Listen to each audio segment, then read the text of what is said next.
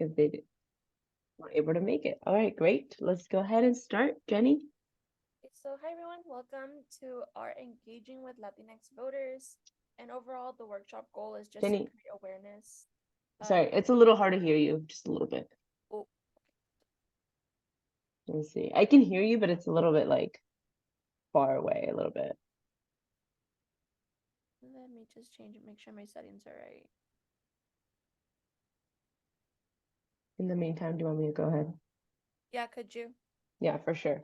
All right, everybody, thank you so much again for joining us this evening. This is Engaging with Latinx Voters. It's our workshop, and the goal tonight is to create a little bit more awareness around the Latinx community, which is the largest, second largest voting bloc in the country, and share some engagement practices that we have used in the past with Common Power. It's really important to just mention that, of course, this this training does not will not cover all the complexities of this community. It is not meant to be like an explanation of all the Latinx voters in the whole country. It is simply a way to create more awareness in general about what you might be, um, bumping into when you knock a door of somebody who might be of Latinx descendancy or somebody who might be bilingual or speak Spanish, right? So this is really truly just coming from our experiences and sharing a little bit about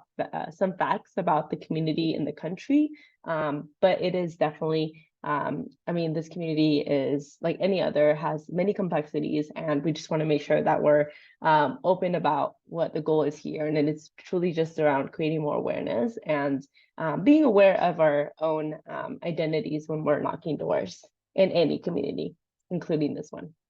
All right, Jenny, thank you. Go ahead. If you're ready, go ahead. If not, I'll just keep going. Can you guys hear me? You can maybe just talk a little louder then. Okay, so I'm gonna try my best to make sure if there's anyone No, who it's can't good. It's good. Go ahead. is good. Yeah, Okay, just so yeah. just for the agenda for today, we're gonna go over the Common Power Values, the CPOA, about Latinx voters, a mindful approach, engaging at the door, team support, tools and resources. We're going to go over some scenarios as a whole group and then do a quick Q&A session. There will also be moments for questions throughout the presentation, but also feel free to put them in the chat. That way, they're fresh in your mind. And then once we do a little pause, we'll go through anything in the chat. Okay. So the Common Power Values is CPOA. These are anywhere you go in the website on our social media, you typically will see this visual. So this is just the way that we do our thing. So the first one being mindset. So we believe democracy should be just and inclusive. So we make a responsibility to make it so by action. Mojo, we do this work together in community and teams. So we prioritize and amplify next generation leaders.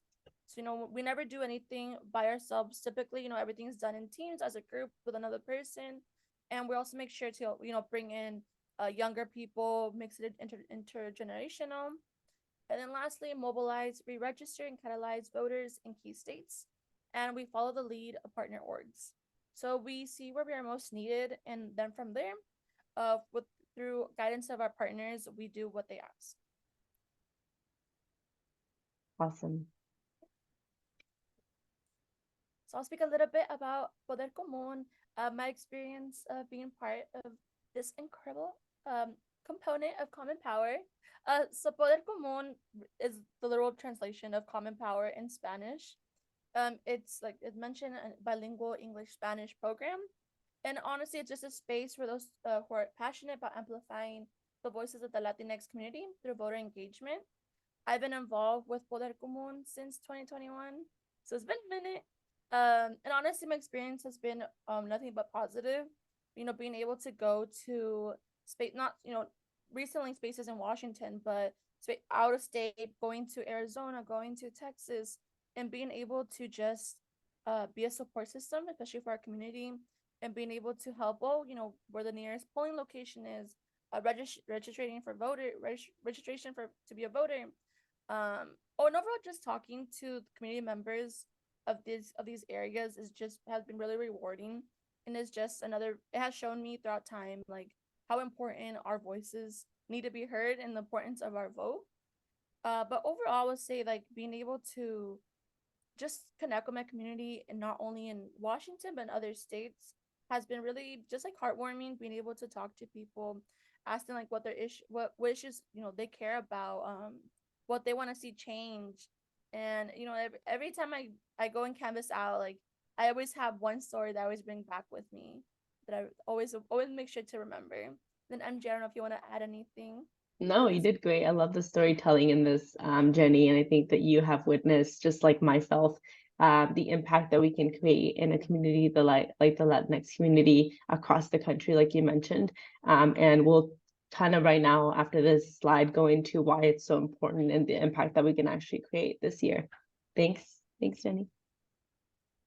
Awesome. So we're going to go into a couple slides around some facts, like what is the makeup of our community in this country and what it's looking like for this year specifically. So we're going into it. Thank you, Jenny. So Latinx voters in the U.S. This year, there are 36 million eligible voters that are Latinx or may have a Latinx last name. 4 million new voters since 2020. So this is a huge increase since the last election cycle. 60% of Latinx eligible voters are under the age of 50. This is just a really good number to highlight that there's power in the voices of young people, the voices of young Latinx folks who are involved in our society, and also their parents, their grandparents, anyone who is going to be impacted by the choices that they make this year in terms of the election. 1 in 10 voters this year are expected to be of Latinx ascendancy. 1 million is the average number of Latinx who turn 18 each year. So, I mean, the numbers are pretty clear. We have a lot of work to do in this community, and in terms of engagement, in terms of voter turnout. So we're excited to be involved in that work this year and in all the years ahead of 2024. Great, thanks, Jenny. This is more about the population itself. There's 80% of Latinx people are US citizens. There's a lot of misconceptions about the Latinx community in this country based on a lot of negative rhetoric in the past. And this is just to show that actually the majority of the folks in this country who have or may have a Latinx family or descendancy are actually US citizens, right? And we're talking about people who are indigenous to Texas, to Arizona, and that the border crossed them, right? And so this is just kind of an overview of what that population is made up of. There's 800,000 become citizens every year. So it's a huge number. I mean, we're starting to impact elections and society and the economy every single day. So truly, this population is incredibly important to turn out this year and every year after that. And then there's 6 million citizen children who have parents who are undocumented, meaning that there's mixed households, and we'll talk a little bit more about what that looks like when we're door knocking, right? And so we just have to be aware of this population and what it's made up of, so that we understand how to approach it. Thanks, Jenny. We're going to show you a little video of someone speaking about this population and about this voting block and why it's so important to turn out and what they care about this election. Take a closer look at how the Hispanic vote is going to impact the upcoming election. CBS 8's Kelly Hasdall joins us from Barrio Logan with what one Latino advocacy organization is saying. And this is an important segment of the voting population to both parties. Hispanic voters are expected to make up about 15% of all eligible voters in the upcoming presidential election, which is a new high. They're a growing community nationwide. And so particularly in an environment of razor-thin margins deciding many of the races we're going to be seeing in November, Latinos are going to play a decisive role in places not just like California and Texas and Florida, the places with the largest Latino population, but also in places like North Carolina, Georgia, Nevada, and certainly Arizona, which is now a very significant battleground state. And that was Clarissa Martinez of Unidos US. Now, she is an expert on the Hispanic electorate, and she says that according to a recent poll, the top issue that Latino voters are most concerned about is the economy, inflation, housing, wages, the cost of healthcare. She says candidates from both parties need to do a better job of reaching out to Latino voters and showing them solutions. She says Hispanics have one of the highest labor forces in the country, but a lot of jobs they're in don't pay enough money to make ends meet. She says they're also concerned about gun violence and crime. Though historically Latino voters have voted Democrat, she added this. If we look at the data, it is safe to assume that a majority of Hispanic voters will end up supporting the Democratic nominee. That said, what matters in a contest is by how many, right?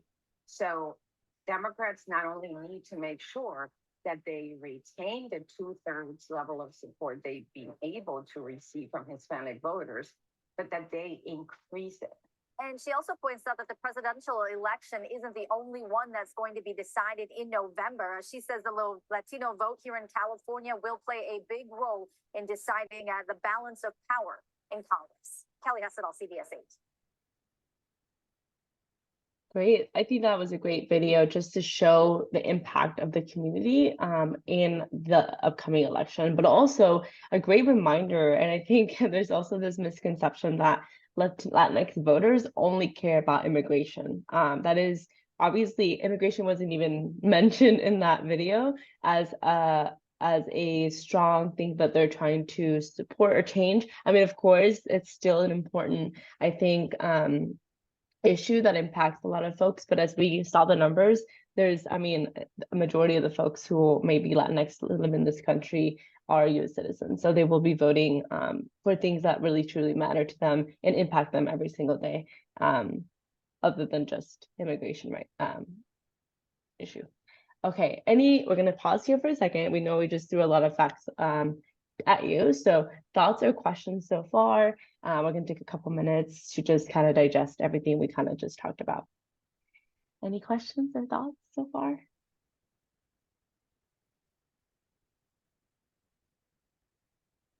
Oh, okay, it looks like there's no questions or thoughts.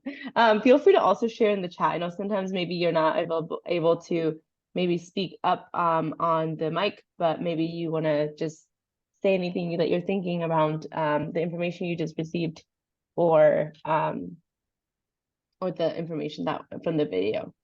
Great. Oh, hi, Mary.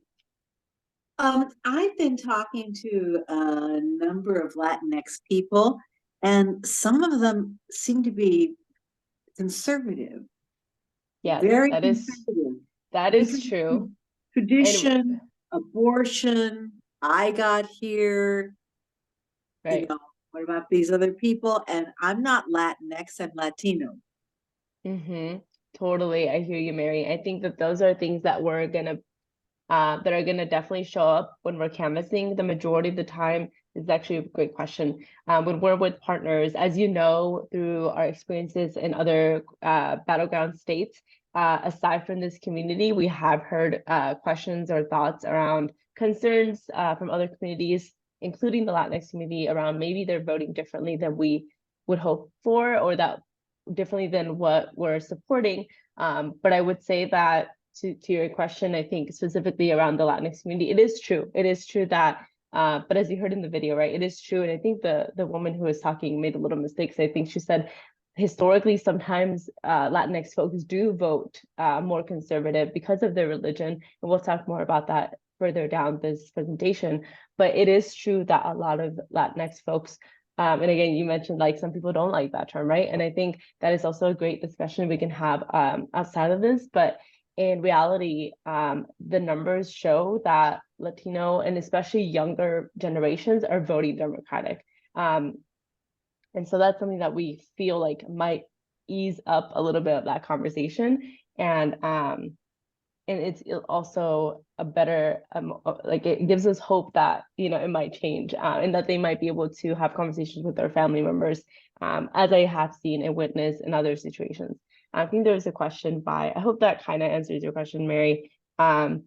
Sharnita says, so what's the best way to encourage Latinx voters to head to the polls when canvassing? That's a great question. I think like the majority of the time we're engaging Latinx voters just as we engage other folks. Of course, we're going to talk more about awareness around this population and what, we might, how we might engage specifically with them. But I think at the end of the day, the goal is to always hear these voters out, listen to what they really truly care about, like what you would do with any other voter. And I think from my experience so far, just doing work here actually locally, it's like they truly just want to know and understand the system. A lot of times, Sharnita, we know from our disenfranchised communities, one of the biggest barriers is truly the education around how do you even, what is the, like, what do I vote for? Who do I vote for? And where do I go vote? And I think that is one piece that is missing, and that is like the detachment from our democracy to this community and how they've been disenfranchised in the past. So to answer your question really simply, it's really just encouraging them to use their voice, just encouraging them to feel empowered, to really say what they really care about. And again, a lot of times we are with campaigns, so we are pushing them to maybe vote a certain way. But I have also experienced in Arizona and Texas, people don't want to talk about a certain party or they don't truly care to. And the only thing you can truly do is just hear them out and kind of say, I'm here for you and you matter. And also, even if they might have a more conservative mindset, it's always true that they really just care about their neighborhoods and their communities. So just like we do. I hope that answers a little bit, Sharnita, but we'll go through like some, I guess, like engagement techniques that we've used and how that might affect the way that folks might go vote. Thank you, Sharnita. I see your heart. All right, awesome. Okay, a mindful approach. Here we go. Okay, I'm going to do this one real quick. Being mindful of your positionality and privilege, right? We're always coming into, and we talk about this in some of the other trainings with Common Power, our 102, right? How to engage with voters. It's so important to keep in mind who you are at the door, right? Maybe you don't speak the language, but you shouldn't assume that they might speak Spanish, right? For example, you shouldn't assume that it's going to be a person that you have in mind, right? Your instinct to believe that there's a certain type of person that's going to come to the door. And so leaving that mindset behind, and just understanding that you don't know who's going to be at the door. So you have to wait and have conversations with somebody to really understand them. So leaving that like privilege of being from somewhere else, we always say that we're here to support our partners. So truly taking off the Seattle or wherever you're from, the Seattle or if you live in, somewhere else in the country, leaving that behind and saying, I'm here to support you. So I'm going to listen to you versus me telling you how you should go about doing and voting. And then first-time voters, we saw the numbers. There's going to be a ton of first-time voters that don't understand the system. So, we shouldn't be talking at people. We should be supporting people. Is another kind of awareness that we want to create, right? In terms of this community and any other disenfranchised communities that haven't had the education or the level of engagement that others have. Difference in culture. I mean, this happens naturally in any type of canvassing encounter. But I think with having the specifics of this community in mind around language barriers, around, who might be at the door and who might be living in that household. And we'll touch on these also. In mixed status households, we saw that 6 million children live with their undocumented parents, and they might be a little older already, like they might be turning 18 themselves and they're going to vote this year, but their parents can't vote or their grandparents can't vote. And so, but maybe their sibling or their cousin can vote, right? So we have to just make sure and be aware that there's these different barriers and that there's these different systematic ways that they've been oppressed that might kind of hinder their ability to understand the system and might have hindered the way that they feel that their voices might not matter. So just kind of having all that in mind. And then again, like voting education can be limited. We know that in the past, I mean, the Democratic Party, but also on the other end, the other party as well has, actually, I'm going to stop there because the Democratic Party, I will say, has been the one that has left them behind. And actually, to your point, Mary, there has been a lot of folks who, a lot of Latinx folks who are conservative, and a lot of them have actually been reached out by the Republican Party. So honestly, I kind of, in a way, I think it's kind of the fault of the folks who have not engaged this community. And it's unfortunate, but it's true, right? If you already have this mindset and then someone comes and tells you, hey, this is what we could do for you, of course you're going to go and vote for that specific campaign or that specific person. So I think like education awareness is so important in these communities to build that bridge, to say, actually, we actually also care about you, and we think this and this, and we can help you do this and this. But because that hasn't happened, that's a lot of the reasons why you may see this picture of like folks who are Latino, who are Latinx descendancy, be voting more on the Republican side, right? So that's kind of also just something to think about, is that there's been so much disengagement from one side. But we're here to support that and fix that. Okay, let's keep going. Okay, so these are 4 different ways, right, to think about this community and to reflect and to create more awareness within ourselves and also when we're canvassing. So Jenny, I'll hand it back to you. So kind of like the first one would be like religion, like Mary did mention. I think in the Latinx community, Catholic. Jenny, do you want to speak a little louder? I'm so sorry. Maybe get a little closer to your screen. Oh no, you're good. Is it better? Yeah. Okay, so sorry. So the first one be religion, like Mary did mention earlier. There is a lot of conservatism when it comes to the Latinx community, and that kind of correlates with Catholicism. So the way we suggest, instead of being like, oh, we're supporting this, candidate or this, we're a partner organization is, their abortion rights, instead of wording it abortion rights being more like, oh, women's health, women's reproductive system, that way, so you aren't directly saying something that in the community has been very taboo. So that's why like using more of like, oh, women's health, women's reproductive health, and then also that way that's more so they're able to understand more specifically what you are saying, because that doesn't kind of like affect their religion the way they see it. Another one is mixed status households. We say like do not assume someone's status. Going to the door, maybe it's not the person that you're looking for. So no, instead of going, oh, can you vote, or are you a citizen? Being more like, oh, we're just providing resources on how to vote, voting location, voting polls, and we're just giving out resources for anyone who is interested. If you are interested, and I'll pass it. I saw, thank you, Jenny. I saw Mary's head go, no, don't do that.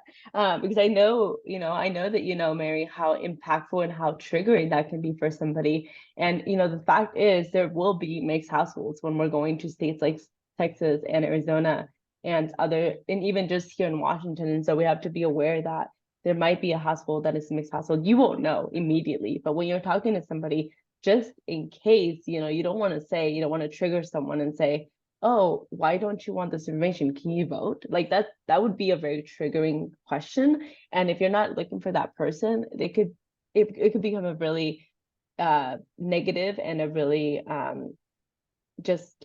negative connection with that person.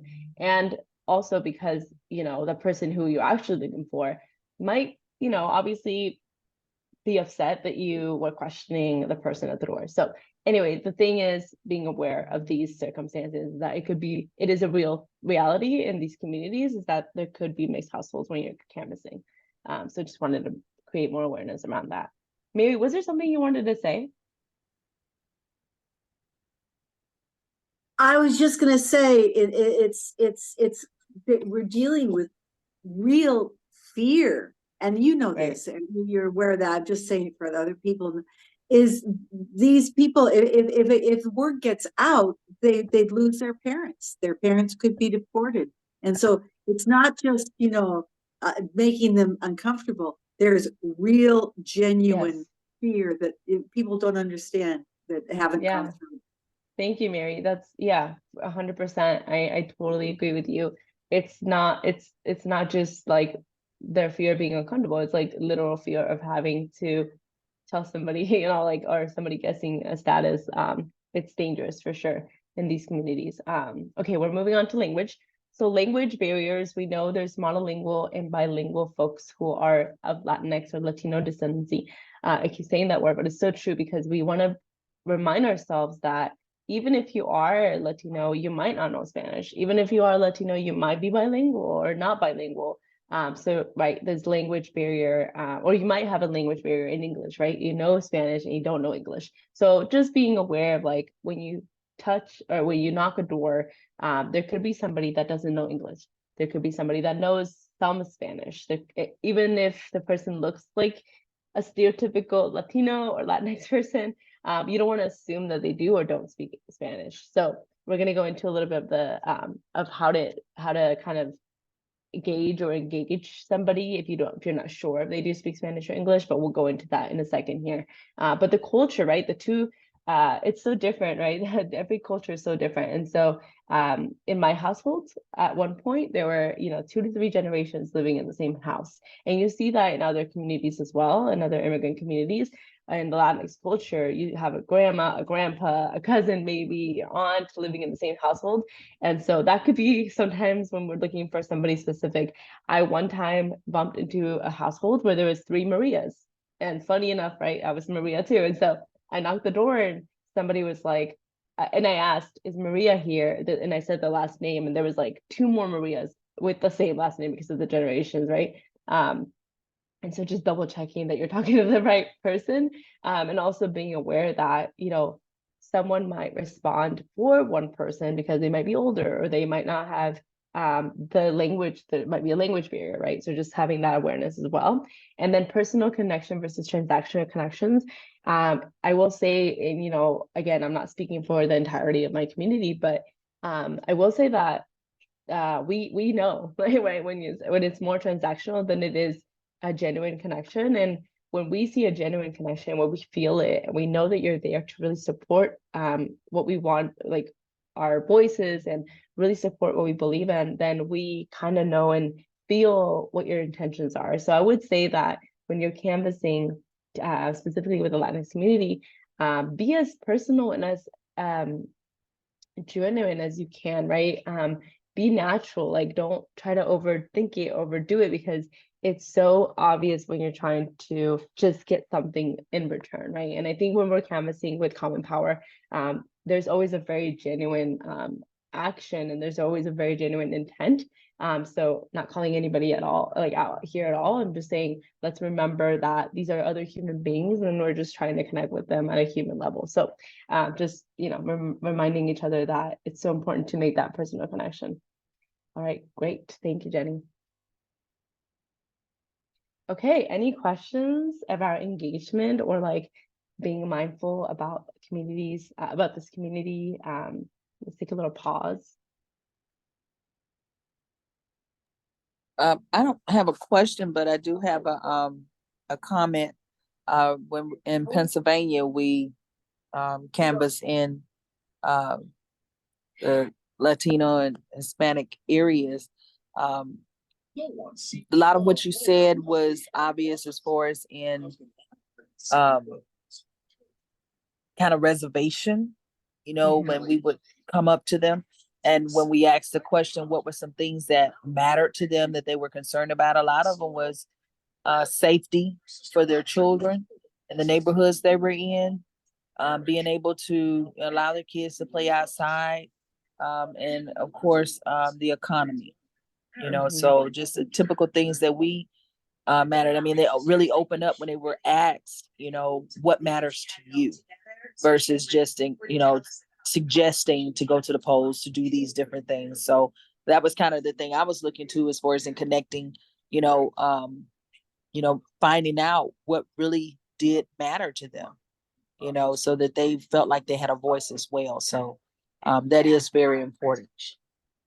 Thank you, Sharnita. That's beautiful. And I think that thank you so much for sharing, because again, like we're gonna continue to have these experiences, and the more we go out to canvas and the more we go out to engage these communities, any, like I said, right, any disenfranchised community, it's going to be so important that we go there with this genuine intent to connect, right? And of course, I mean, of course we have a goal. Of course we want them to go vote. That's not like something to be ashamed of or to feel bad about. I mean, we have this, we're supporting our partners so that they can support the voter. And I think at the end of the day, of course, we want them to go vote and go to the polls at a certain day, at a certain time. But I think without this connection, it's going to be really hard for them to want to follow up, want to be engaged. So just a reminder that this personal connection is so important. Thank you, Sharnita, for sharing that. Okay, so what's next? Is that my screen that's being funny, or is that you, Jenny? Might be me. What? Okay, let's see. I can share if you want.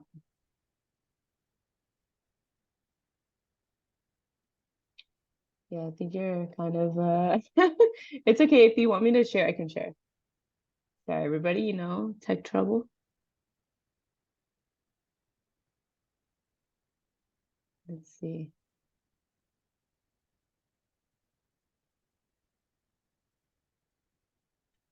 Okay, I think. Oh, does it go back? Okay. Ooh, close your eyes, everybody. Just kidding. Okay. Okay, let's get going then. If nobody else has any questions, we'd love to continue.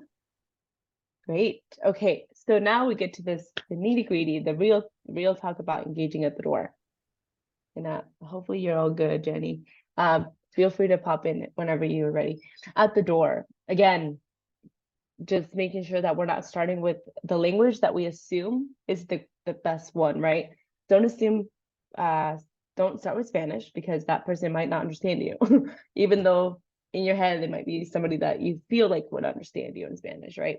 Come with an open mind. Again, there's so many complexities to this community status. There's, you know, immigration, it might be immigration status, language barrier, level of voting, education. And so make sure that you're coming with an open mind to figure out what is really needed for this voter in order for them to understand the systems and understand why they need to go vote or why it's important for them to go vote. Be patient, listen, right? I think this is something that we express generally with Common Power canvassing and efforts, and anything that we're trying to support is like come with and be patient and listen to the people that we're trying to support. Be yourself and share a smile. This one actually is really it's actually kind of beautiful because Jenny, I'm gonna mute you, Jenny, sorry. Jenny was who suggested this one. Is like we both talked about how important it is. And when you're talking on the phone, I'm sure if you've ever phone banked, psychologically, when you like smile, you have this positive mindset, right? Automatically you want to be you kind of send this positive energy to that person. And so it's true at the door too, right? When you're talking to somebody in yourself completely, and you're with this genuine intention of supporting them, they feel that and they see that, like we talked about earlier.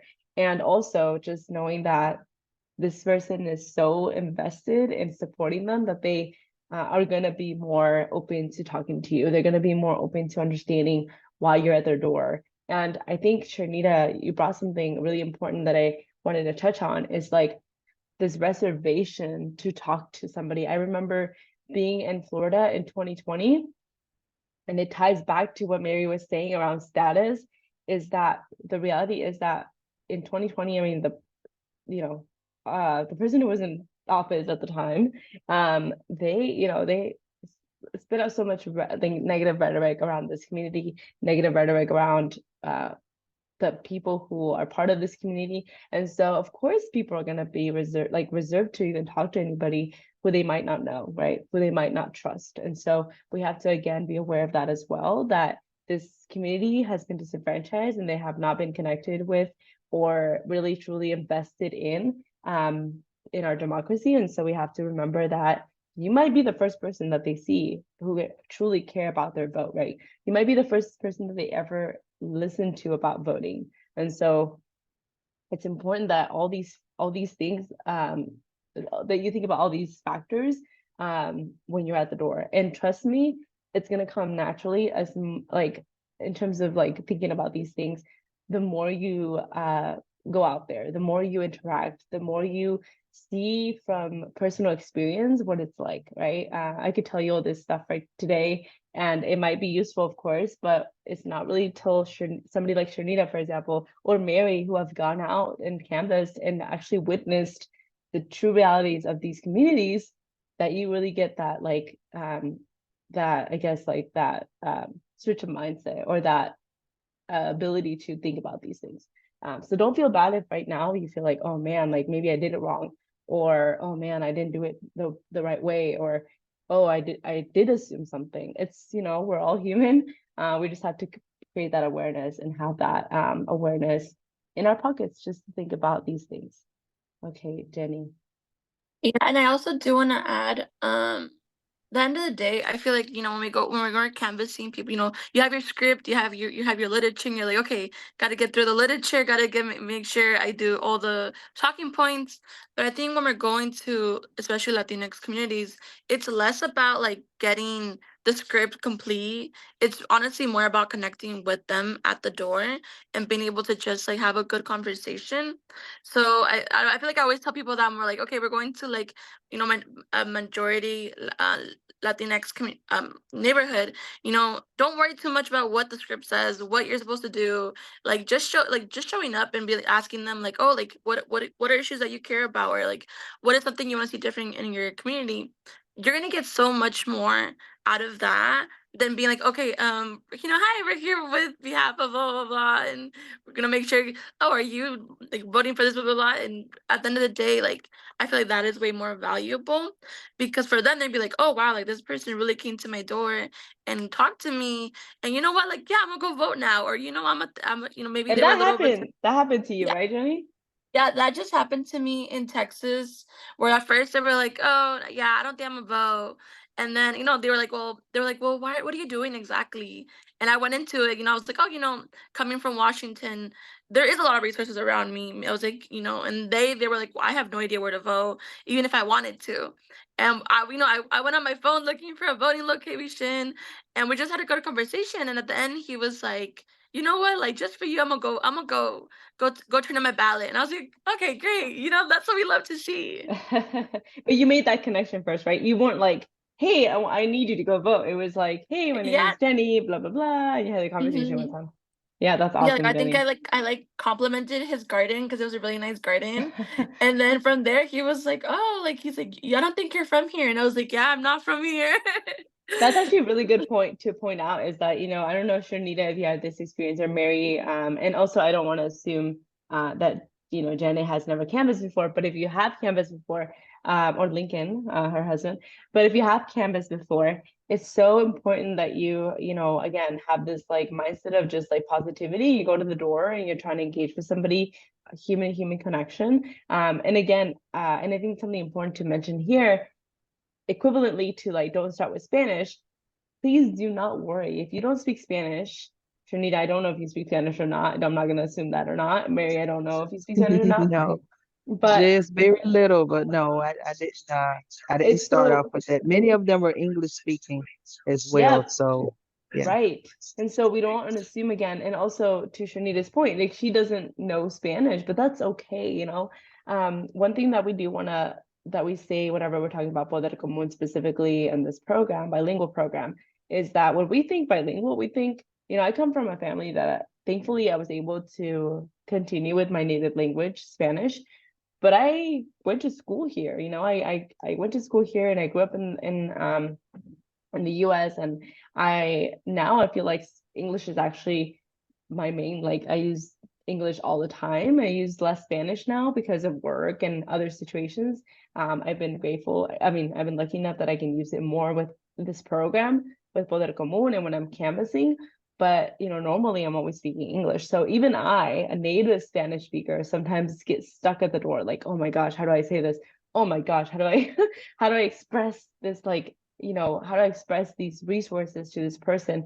And want to remind you all that even when you're canvassing and you don't know maybe a word or something, and actually Jenny will go into our resources, just remember that the connection is actually more important and more valuable to that person, and they're going to remember you. I think somebody mentioned something really great last time we did this this training. It was like, Don't forget that. People usually remember you not from what you said, how you made them feel. And so remember that that's actually true. And it's been true for anyone that I've been able to connect with outside of the Latinx community. So just a reminder that you don't have to speak Spanish to feel like you can really connect with this community. Okay, cool. Thanks, Jenny. Let's keep going. Oh, that's me, huh? Yeah, yeah. My bad. I forgot. Go ahead, Jenny. Okay, so team support. Oh my gosh, I forget again. Keep going. Sorry. So the basically at the end of the day, when we canvas, you're never doing it by yourself, you're with a team. So this is just the way, you and your team can support each other, especially going out in the field. So first, I'll starting off with accountability with respect. Like we mentioned, so, sometimes you might mess up, and that's perfectly okay. Even I as a native speaker, sometimes I'm like, oh my God, I should not have said that, or I should have phrased it differently. And it's okay. Like, it is okay that happens. End of the day, take accountability of it. Okay, I did it, but for the next one, I'm gonna keep in mind, like, okay, let's not phrase it this way, or let's not say this way, or maybe instead of asking that direct question, I can ask them, oh, especially when it comes to when it comes to abortion, when it comes to that being able to like, okay, I'm gonna say more like women's health, like we mentioned earlier, being graceful, like you mentioned, some maybe someone's gonna be like, I really messed up today at the debrief, and then they're gonna be like, oh, I told this door, oh, are you a voter? Are you a citizen? And that happened, like we mentioned, like that happens, and just being able to be graceful about it. And you know what? Like things happen, and there's always tomorrow. We're gonna canvas tomorrow. So it's just being able to, being able to let go in a way, and at the same time being supportive of one another. You're like, oh, maybe you might have questions like, oh, I'm a little nervous about going to, a lot of people are like, oh, I'm nervous about going to Latinx community because I don't speak Spanish, like mentioned. But end of the, like Maria mentioned, like honestly, just by showing up, is saying a lot. Even if you're struggling, if you're like trying to communicate, I think the community overall, and not to say like but most of us are very much like, oh, you know what, like you're doing your best, so I'm gonna try to like try to understand what you're trying to tell me. Yeah. And that kind of connects to like just using your resources, asking each other questions, I think being vulnerable is actual like a big one, because in these spaces, you're gonna have a lot of questions, a lot of like, oh, am I doing this right, am I making sure this person knows where their voting location is, am I giving them the right resources? And it's just being able to just open up to one another, and being able to like, okay, like maybe I need a little extra support from the team. Great, Jenny. Always remember that you're not alone, is what this is trying to highlight. You're not alone in the fight. You're not alone in when you're literally canvassing. And with Common Power, I mean, Trinita and Mary, from experience how we do things, and you're never alone. You're always with somebody that will be able to keep you accountable with respect, keep you, feeling great about what you're doing, and encouraging you, and also supporting you with these resources that we have. Okay, go ahead. Oh, again, me. Tools and resources. Go ahead, Jenny. Yeah, so the first one, when you're going to the door, you might not know Spanish, very little Spanish, is using your literature. I think in most parts, when we've gone to like Eastern Washington, when we've gone to Texas, Arizona, the most of the literature will be in Spanish and English. So, even if you're going to a door, by just being able to show them the literature, they'll be like, oh, okay, like I understand you're coming to me for to talk about voting and talking about this candidate. So using the resources of your literature. Another great resource that I created earlier this year is a Spanish canvassing glossary. It has the English and then the Spanish translation, and then how to pronounce it. So it's on. We used it for the first time in Texas, and a lot of volunteers were like, "Oh my God, this is so cute!" Because it's a little small, little resource tool, and you can just use it. Some volunteers said they would point at it, and so be like, "Oh, this is what I'm trying to tell you," and no worries if this will be sent out to everybody after the training, so you can all have a copy of it. I'm really proud of it. It has like common phrases, common words, and just things to help you out, because you might not, with that they'll be able to understand you. And like mention your team, being able to ask each other questions, being able to just, oh, like maybe have a native Spanish speaker just be like, oh, like how would I say this or how would I approach this? And at the end of the day, there's also Google Translate. You know, I think a lot of people sometimes the glossary might not have doesn't go into much too in depth, but you want to be able to ask them specific questions. Google Translate, a lot of people use it, and it's really it's a good resource. It's there, and you can just show them. They can speak to it, and give you the translation in English. So it's a really good resource to have. Yeah, In don't be general when ashamed to it comes use it. to Yeah, don't yeah. be ashamed to use Google Translate, because I've been there too with other people, like with other languages. I think we have a question Mhm. here somewhere. That's a good idea. Yeah. Great. Thank you, Jenny. Okay. Yeah. Any questions? And we're getting a little bit closer to the end of our time together, but we do have another little activity before we head out and some question time. Any questions though, right at this moment, or comments? Okay. Does that mean we can continue? Let's continue. Okay. So we've kind of talked a lot about how to approach, how to engage. And we'd love to just have a little practice here. Let's go through some scenarios and what you would do. And since we're a little small group, we're happy to just do it in this little area here together, so that we can all, actually, you know what? Let's just put the folks who are here in the little room. How about that, Jenny? Or should we just do Yeah. it? We just do it here, maybe? Yeah, we can just do it here because with time, yeah. Yeah. You're right. Okay. So scenario number one, where you are canvassing and you're going door to door, and oh my gosh, and in a predominantly Latinx community, you overhear a volunteer urging a Latinx volunteer and saying, can you please take all the Spanish names on the list? Okay, how is that? What do you think about that scenario, and why it might not be a good thing to say to somebody? Let's okay, Sharnita, you're up. You want to share? Go Yeah, ahead. I don't think it's a good idea simply because you want to show support and diversity. You want to definitely let them feel comfortable with the fact that um, that you know, no matter what your culture is, what your background is, that we're all kind of in this together. That's kind of the approach that I took when I went out. That to share that, hey, I use more of the terms of we than making them feel singled out, because no culture likes to feel singled out. That's a similarity even in the African American community.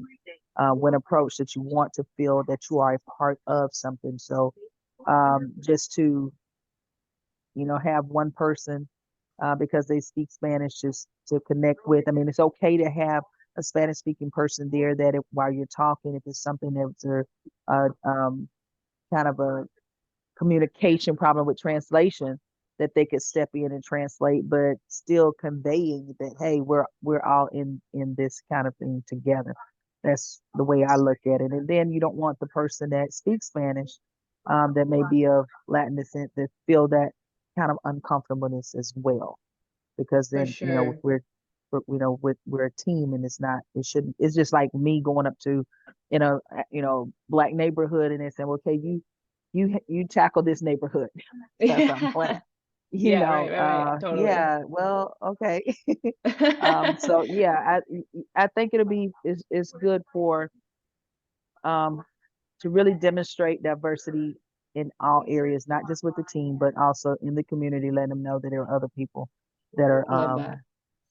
concerned. Yes. Thank you, Yes. Sharnita. That's great. That's a great way to see this and the great perspective. And I think, again, from your own experience, it's definitely something that would actually, be I think damage, like you said, right, a little bit of damaging to the community that we're canvassing the people. You don't give them a chance to really speak to other folks. So I love that. Okay, anybody else want to share with why they think this might not be a great way to approach this?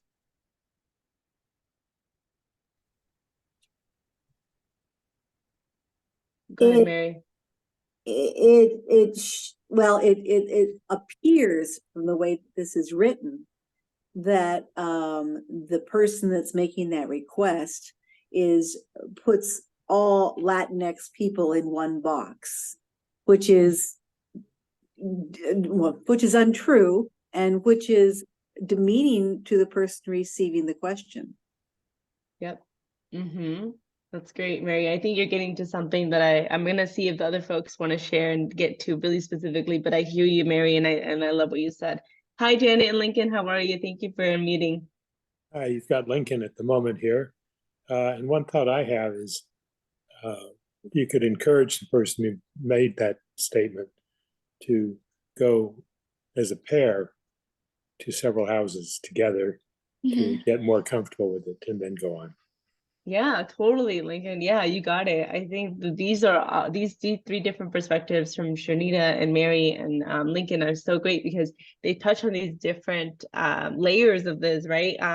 My immediate response to this is going back to this like this awareness that not everybody's going to speak Spanish. So you actually also shouldn't assume that Latinx volunteer knows Spanish, right? How about if Jenny is volunteering and she is Latinx, she has Hispanic heritage in her, but she doesn't know how to speak Spanish, or she is bilingual and she doesn't know as much Spanish, right? So again, we don't want to, even within our community, within our volunteers, we don't want to assume things about each other, right? And so it's also that awareness.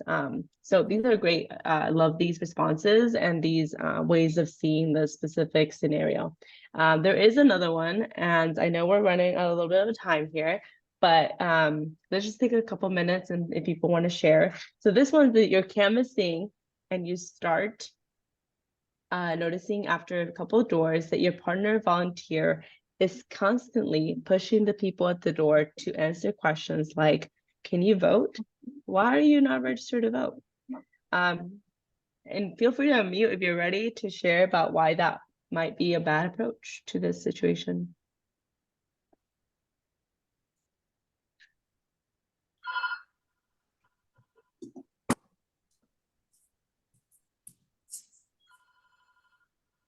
Lincoln, you're muted. Did you want to say something? My wife is just running to answer another phone here. So, one thought I have on this is sometimes people might have a criminal record and think they can't vote. And you could be doing them a favor by letting them know that there are ways they can vote. That's true. That is true. I will say that is a reality. And I think that we've definitely talked to voters in the past who we have, asked, oh, maybe why aren't you registered to vote? And that is a valid point, actually, Lincoln. And I think even within this community, right, it's complex. Has a lot of many folks with different life paths. And so I think it's totally valid to kind of mention this in this scenario.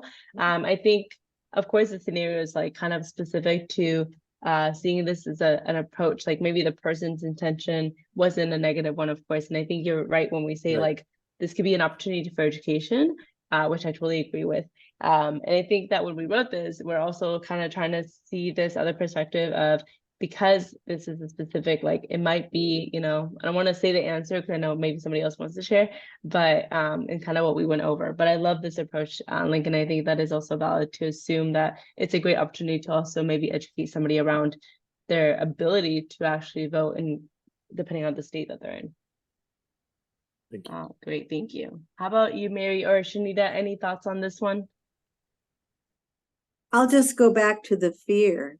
There is a lot of fear about revealing immigration status, especially to somebody you don't know. Yeah, oh, totally. And the consequences are dire. Yeah, and I think to kind of Lincoln's point too, right?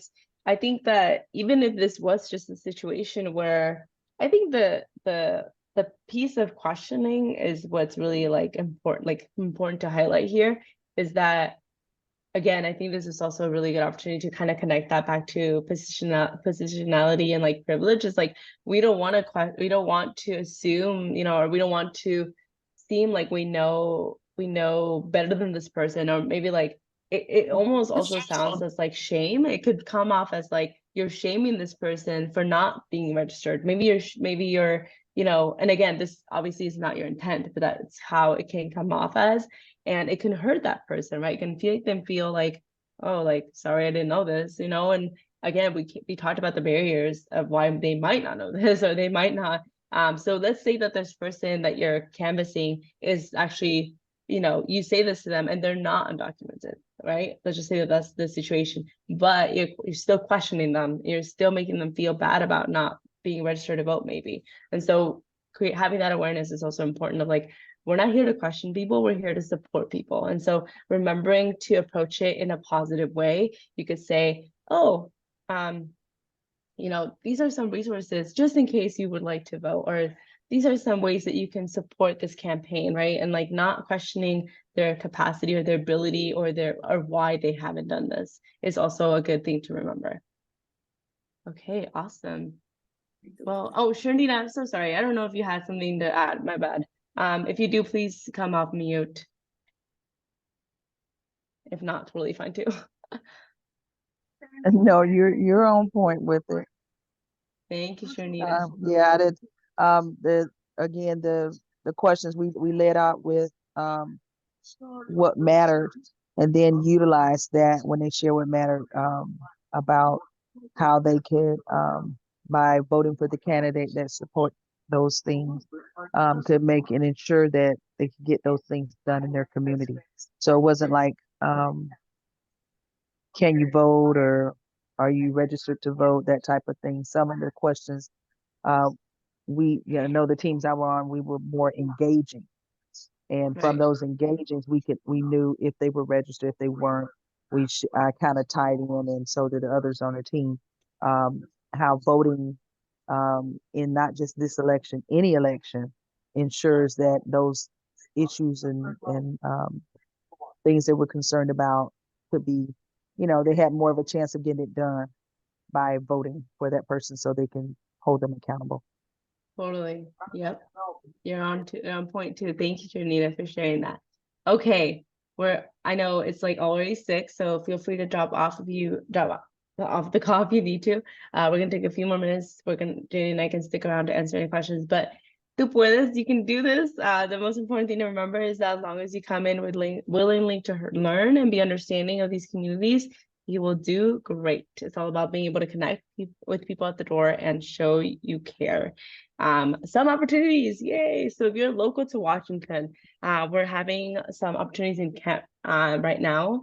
Kent for Districts is a great ballot initiative that is hoping to be on this upcoming general election ballot, and it's all about changing from at-large municipal races to within districts so that there's better representation in those districts and those communities within the city. That is happening this upcoming weekend, May 18th, also the 25th, and June 1st. So Jenny, maybe you can drop the sign-up form on here. Sharnita, I know you don't live in Washington.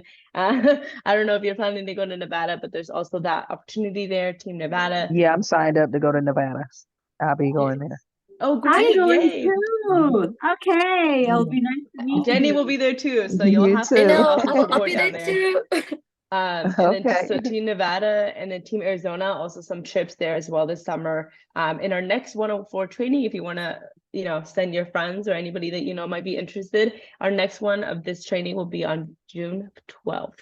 Any questions? Now we're actually done here. Any questions or thoughts, final thoughts before we head out? Thank you all so much for joining us this evening. It was so great to have you. We hope that you learned a little bit more about this community and about this